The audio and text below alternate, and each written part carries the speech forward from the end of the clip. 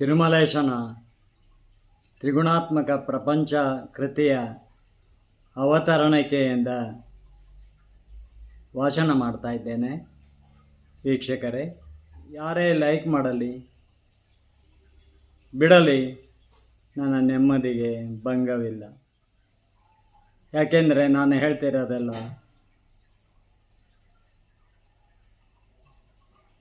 ಸತ್ಯ ಸಾದೃಶವಾದದ್ದು ಎಂಬುದು ನನಗೆ ಗೊತ್ತು. ಯಾರೇ ವಿದ್ವಾಂಸರು ನನ್ನ ಜೊತೆಗೆ ನನ್ನ ಚರ್ಚೆಗೆ ಬಂದರೆ ಮಾತ್ರ ನಾನು ಸಿದ್ಧನಿದ್ದೇನೆ.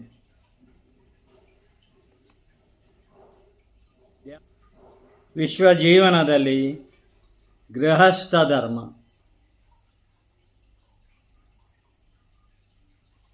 ಅವತರಣಿಕೆ ಶ್ರೀ ತಿರುಮಲೇಶನ ತ್ರಿಗುಣಾತ್ಮಕ ಪ್ರಪಂಚ ಕೃತಿಯಿಂದ. ಪ್ರಪಂಚವೂ ಕೂಡ ವೇದ ಅಂದರೆ ಬ್ರಹ್ಮಾಂಡಕ್ಕೆ ಸಂಬಂಧಿಸಿದ್ದು, ವೇದಾಂತ ಎಂದರೆ ಅದರ ಆಚೆಗಿರುವ ಅಗೋಚರ ಶಕ್ತಿಯ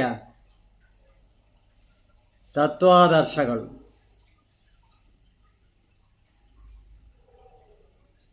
ಅವು ಸತ್ವ, ರಜಸ್ಸು, ತಮಸ್ಸಿನಿಂದ ಕೂಡಿದೆ. ತ್ರಿಗುಣಾತ್ಮಕ ಪ್ರಪಂಚವಾಗಿದೆ.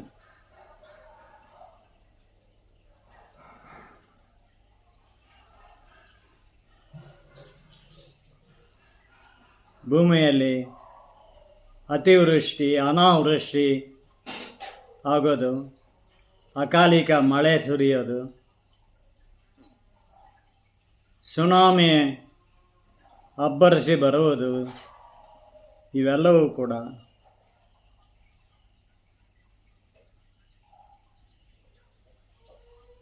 ರಜಸ್ಸಿನ ಮೂಲವಾದ ಅದರ ಮಿತಿ ಮೀರಿದ ತಮಸ್ಸಿನ ಲಕ್ಷಣಗಳು. ಈ ರೀತಿ ಈಗ ಇರುವ ಹಾಗೆ ಸೌಮ್ಯವಾಗಿದ್ದರೆ ಪ್ರಕೃತಿ ಅದು ಸತ್ವಗುಣದ ಪ್ರಕೃತಿ, ಸತ್ವದ ಪ್ರಕೃತಿ ಅಲ್ಲವೇ? ವಿಶ್ವ ಜೀವನದಲ್ಲಿ ಗೃಹಸ್ಥ ಧರ್ಮ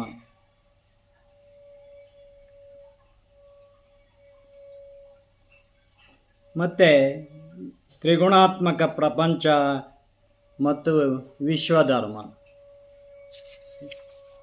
ಇವೆರಡನ್ನು ನಾನೀಗ ವಾಚನ ಮಾಡುತ್ತಿದ್ದೇನೆ. ವೀಕ್ಷಕರೇ, ವಿಶ್ವಜೀವನದಲ್ಲಿ ಗೃಹಸ್ಥ ಧರ್ಮ,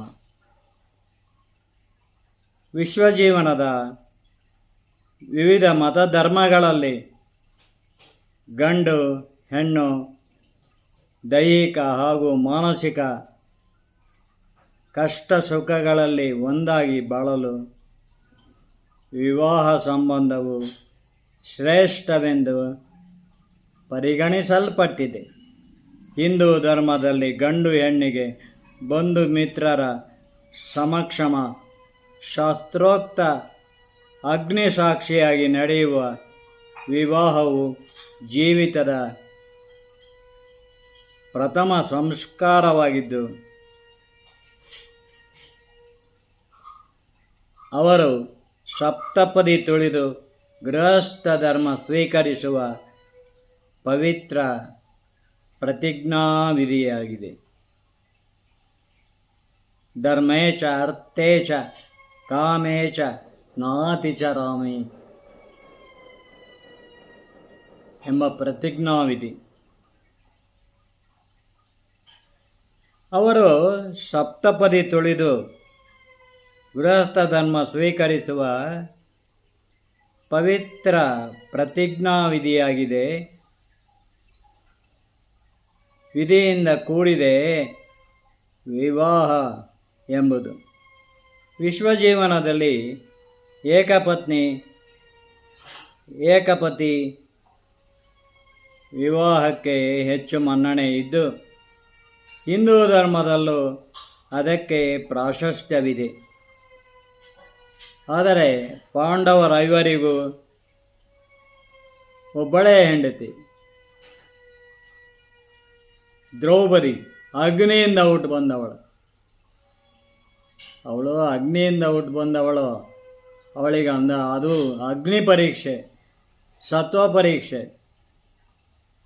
ನೀವೆಲ್ಲ ಅಗ್ನಿಯಿಂದ ಹುಟ್ಟು ಬಂದವರ? ಸಾಮಾನ್ಯ ಸ್ತ್ರೀಯರಲ್ಲ ಅಗ್ನಿಜೇರ್ಯ,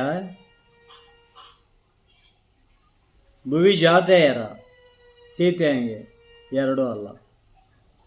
ಹಾಗಾಗಿ ಸಾಮಾನ್ಯ ಸ್ತ್ರೀ, ಸಾಮಾನ್ಯ ಪುರುಷ ಪ್ರಪಂಚ ಅಲ್ಲವೇ ಇದು? ವಿವಾಹಾನಂತರ ಸತಿಪತಿಯರಲ್ಲಿ ಕಾಮವು ಸತ್ವಗುಣದಿಂದ ಉದ್ದೀಪನೆಯಾಗುವುದಾದರೆ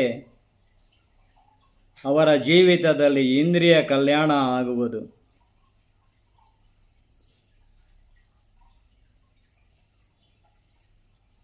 ಆದರೆ ಇಬ್ಬರಲ್ಲೂ ಮಾನಸಿಕವಾಗಿ ವಿರುದ್ಧ ಸ್ವಭಾವಗಳಿರುತ್ತವೆ. ಅದನ್ನು ಅರಿತು ಒಬ್ಬರಿಗೊಬ್ಬರು ಸೋತು ಬಾಳುವುದರಲ್ಲಿ ಇದೇ ನೆಮ್ಮದಿ. ವಿವಾಹಗಳು ಅರೇಂಜ್ಡ್ ವಿವಾಹಗಳು.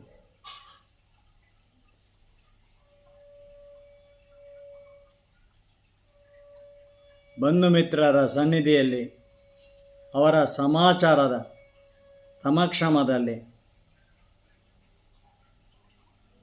ಅವರ ಸಂವಾದ ಸಮಾಜದಲ್ಲಿ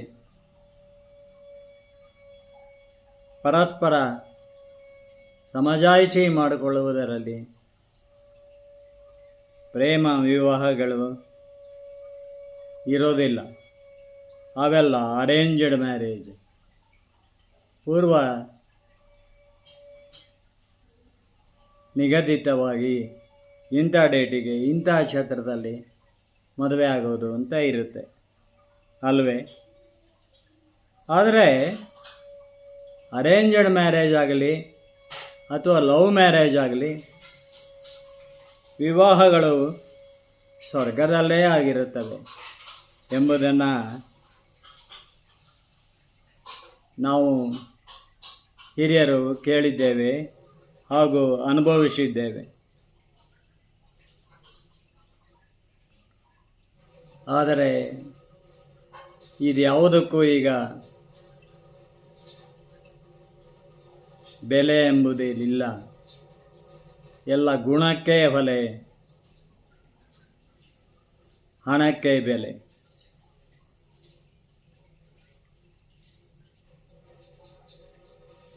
ಇರಲಿ, ಮುಂದೇನು ಬರೆದಿದ್ದೇನೆ ನೋಡೋಣ. ಆಸ್ತಿ, ಅಂತಸ್ತು, ವಿದ್ಯೆ, ಅತಿ ಬುದ್ಧಿಯಲ್ಲಿ ನಿನಗಿಂತ ನಾ ಹೆಚ್ಚು ಎಂಬ ಅಹಂಕಾರ ಕ್ಷುಲ್ಲಕ ಕಾರಣಗಳಲ್ಲಿ ವಿವಾಹ ವಿಚ್ಛೇದನಗಳಾಗುತ್ತವೆ. ಅಷ್ಟಕ್ಕೂ ವಿವಾಹವೆಂಬುದೇ ಇಲ್ಲವಾಗಿದ್ದರೆ ನಮ್ಮ ವ್ಯಾವಹಾರಿಕ ಪ್ರಪಂಚ ಹೇಗಿರುತ್ತಿತ್ತು?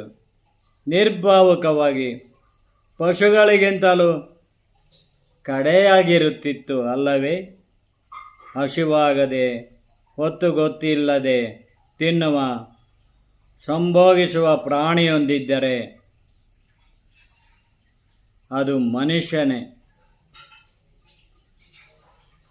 ಯಾವುದೇ ಹೊತ್ತಲ್ಲಿ ಯಾವಾಗ ಬೇಕಾದ್ರೆ ತಿನ್ನೋದು, ಯಾವಾಗ ಬೇಕಾದ್ರೆ ಮಲ್ಕೊಂಡು ಗಂಡು ಹೆಣ್ಣು ಸಂಭೋಗ ಮಾಡೋದು. ಅದಕ್ಕೆ ಹೊತ್ತು ಎಂಬುದು ಇಲ್ಲ, ಗೊತ್ತು ಎಂಬುದು ಇಲ್ಲ. ಆದರೆ ಪ್ರಾಣಿಗಳಲ್ಲಿರುತ್ತೆ. ಅದು ಮನುಷ್ಯನೇ. ಹಸುವಿಲ್ಲದೆ ಪ್ರಾಣಿ ಯಾವಾಗ ಬೇಕಂದರೆ ಮೈಥುನ ಕ್ರಿಯೆ, ಸಂಭೋಗ ಕ್ರಿಯೆ ಮಾಡೋಣ. ಆರೋಗ್ಯಕರ ಜೀವನದಲ್ಲಿ ಗಂಡು ಹೆಣ್ಣಿಗೆ ಸ್ವಾತಂತ್ರ್ಯ ಎಂಬುದು ಸ್ವೇಚ್ಛಾಚಾರವಲ್ಲವಲ್ಲ. ಎಲ್ಲ ಕಾಲಕ್ಕೂ ಹೆಣ್ಣಿಗೆ ಲಜ್ಜೆಯೇ ಭೂಷಣ, ಗಂಡಿಗೆ ಸಭ್ಯತೆಯೇ ವಿಶಿಷ್ಟ ಗುಣ. ಮಾನವನ ನಾಗರಿಕ ಸಮಾಜದಲ್ಲಿ ವಿವಿಧ ಜನಾಂಗಗಳು ಸಭ್ಯ ಗೃಹಸ್ಥ ಧರ್ಮವನ್ನೇ ಆಶ್ರಯಿಸಿ ನೆಮ್ಮದಿ ಕಂಡಿವೆ. ಪೌರ್ವಾತ್ಯ, ಪ್ರಾಚೀನ, ಪಾಶ್ಚಾತ್ಯ, ನವನವೀನ ಎಂಬ ಭ್ರಮಾಧೀನ ಆಯ್ಕೆ. ಪೌರ್ವಾತ್ಯ, ಪ್ರಾಚೀನ, ಪಾಶ್ಚಾತ್ಯ, ನವನವೀನ ಎಂಬ ಭ್ರಮಾಧೀನ ಆಯ್ಕೆ, ಅಂಧಾನುಕರಣೆ ಶೈಲಿ, ಆನ್ಲೈನ್ಗಿಂತಲೂ ಮಿತಿಮೀರಿದ ವೇಗದಲ್ಲಿ ಹಿಂದೆಂದಿಗಿಂತ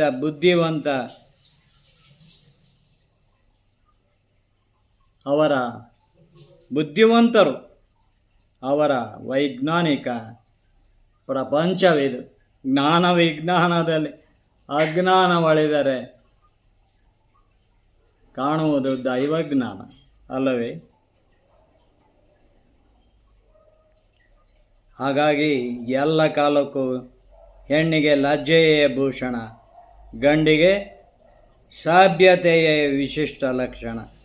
ಮಾನವನ ನಾಗರಿಕ ಸಮಾಜದಲ್ಲಿ ವಿವಿಧ ಜನಾಂಗಗಳು ಸಭ್ಯ ಗೃಹಸ್ಥ ಧರ್ಮವನ್ನೇ ಆಶ್ರಯಿಸಿ ನೆಮ್ಮದಿ ಕಂಡಿವೆ.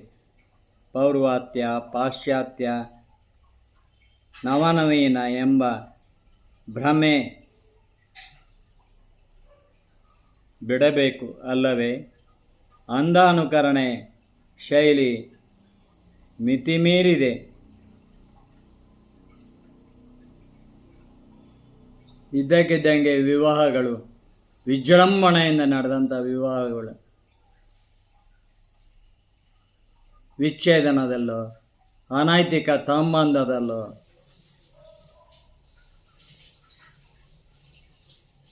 ಗಂಡ ಹೆಂಡತಿ ಅಂತ ಆದವರು ಬೇರೆ ಆಗಿಬಿಡ್ತಾರೆ.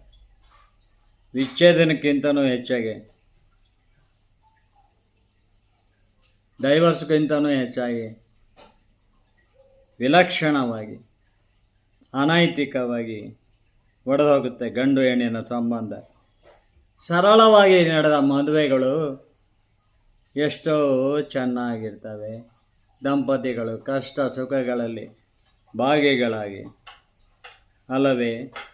ಇಂದಿನ ಕಟ್ಟ ಸಂಪ್ರದಾಯಗಳು ಇಂದು ಬಹುತೇಕ ಕುಟುಂಬಗಳಲ್ಲಿ ಉಳಿದಿಲ್ಲ. ಜೀವನ ಶೈಲಿಯಲ್ಲಿ ಭದ್ರತೆಗೆ ಭಾರತೀಯ ಆಚರಣೆಗಳು ಆರೋಗ್ಯಕರ.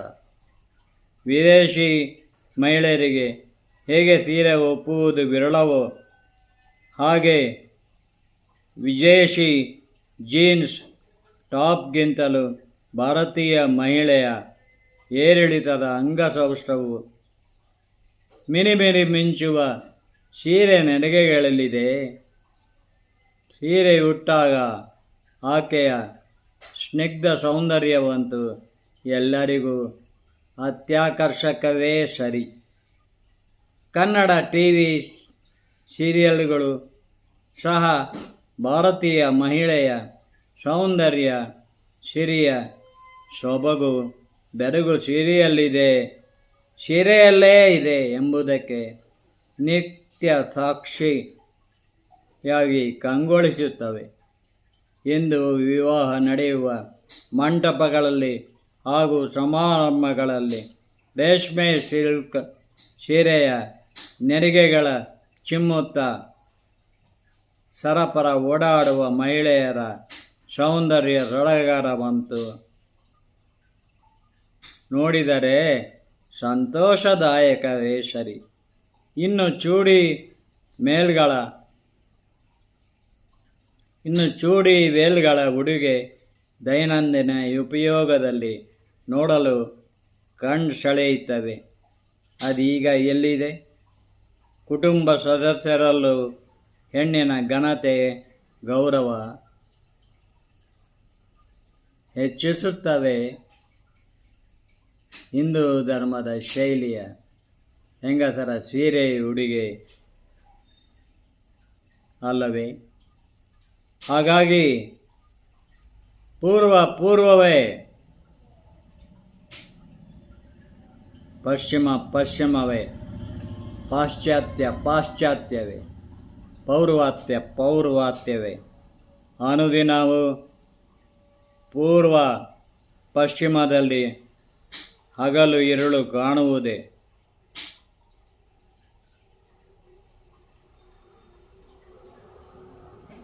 ಪೂರ್ವದಲ್ಲಿ ಹಗಲು, ഇരുಳು, ಪಶ್ಚಿಮಕ್ಕೆ ಸೂರ್ಯ ಇಳಿದಂತೆಲ್ಲ ഇരുಳು ಕಾಣುವುದೇ ಈ ವಿಶ್ವ ಜೀವನವಲ್ಲವೇ? ಸಂಜೆಗತ್ತಲೆಯ ಎತ್ತ ಕೊಂಡೊಯ್ಯುವ ಪಶ್ಚಿಮವೇ ನಮಗೆ ಸಾಕೆಂದರೆ ಹೇಗೆ?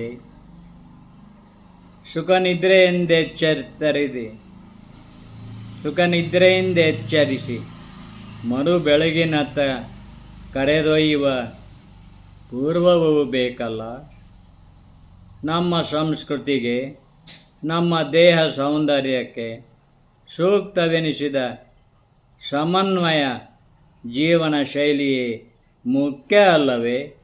ಪಾಶ್ಚಾತ್ಯರು ಭೋಗ ಸುಖ ನಿಗ್ರಹಿಸಲಿಕ್ಕಾಗಿ ಭಾರತದ ಸತ್ವಪ್ರಧಾನ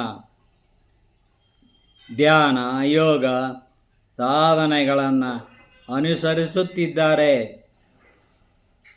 ಜಿಮ್ ಬಿಟ್ಟಿದ್ದಾರೆ.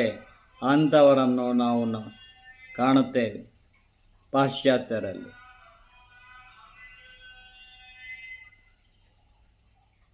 ಯೋಗಾಸನ, ಪ್ರಾಣಾಯಾಮ ಇವು ಮುಖ್ಯವೆಂದು ಅವರು ಕೂಡ ಮಾಡುತ್ತಾ ಇದ್ದಾರೆ. ಇಂದಿನ ಮಕ್ಕಳೇ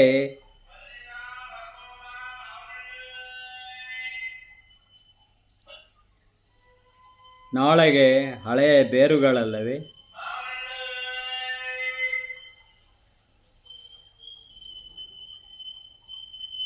ಹಿರಿಯರು ಹಳೆಯ ಬೇರಾದರೆ ಇಂದಿನ ಮಕ್ಕಳೇ ನಾಳೆಗೆ ಹಳೆಯ ಬೇರುಗಳಲ್ಲವೇ? ನಮ್ಮ ಉದ್ಧಾರಕ್ಕೆ ಸದಿಚ್ಛೆ ಎಂಬುದಿದ್ದರೆ ದೈವ ಕೃಪೆಯೂ ಇರುತ್ತದೆ. ನಮ್ಮ ಉದ್ಧಾರಕ್ಕೆ ಏನಿರಬೇಕು?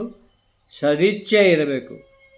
ದೈವ ಕೃಪೆಯೂ ಇರುತ್ತದೆ, ದೀರ್ಘಾಯುಷ್ಯವೂ ಇರುತ್ತದೆ.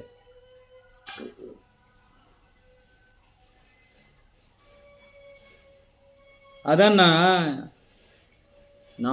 ನೀವು ನೋಡುತ್ತಲೇ ಇದ್ದೇವೆ ವಯಸ್ಸಾದಂತೆಲ್ಲ ಅಲ್ಲವೇ?